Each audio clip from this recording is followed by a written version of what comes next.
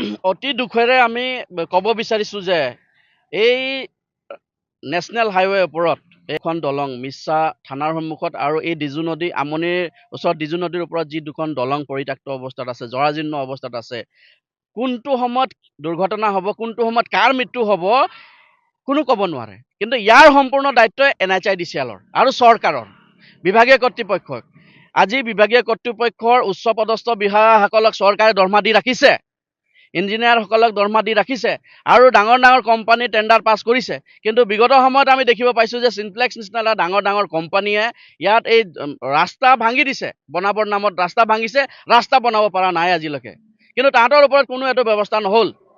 আজি তাৰ বিনিময়ত ৰাইজে ভুক্তভোগী হ'বলগীয়া হৈছে। ৰাইজে আজি বহু লোকৰ মৃত্যু ঘটিছে, বহু লোক ইয়াত ঘূণীয়া হৈছে। তো এনে ক্ষেত্ৰত আমি দুখ প্ৰকাশ কৰিছোঁ আৰু ধিক্কাৰ দিছোঁ যে এই উন্নয়নমূলক কামৰ চৰকাৰ ঢাক ঢোল বজাই আছে যে আমি উন্নতি কৰিছোঁ, উন্নয়ন কৰিছোঁ।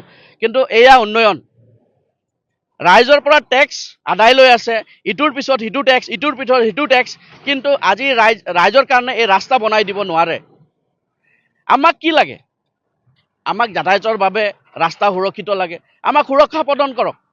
পৰিৱৰ্তন হোৱা নাই। আপোনালোকে নিজেই দেখিব পাইছে যে আমনি দলংখন, এই ডিজু নদীৰ ওপৰত থকা দলংখন যি পৰিত্যক্ত অৱস্থাত আছে, যি জৰাজীৰ্ণ অৱস্থাত আছে, তাতকৈ আৰু প্ৰমাণ দিবলগীয়া আমাৰ নাই।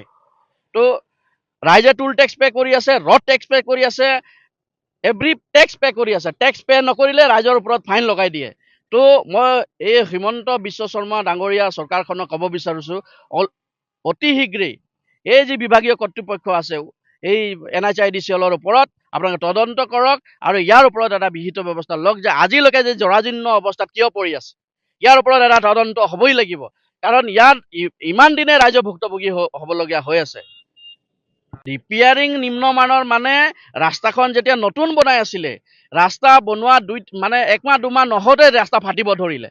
আপুনি ৰাস্তা বনোৱা দুমাহ হোৱা নাই, ৰাস্তা ফালি ছিঙি গ'ল। ইয়াৰ একমাত্ৰ কাৰণ হ'ল ইয়াত নিম্নমানৰ সামগ্ৰী ব্যৱহাৰ কৰা হৈছে। উচ্চ পদস্থ বিষয়াসকল যিসকল AC ৰুমত বহি থাকে, সিহঁতে আহি তদন্ত নকৰে।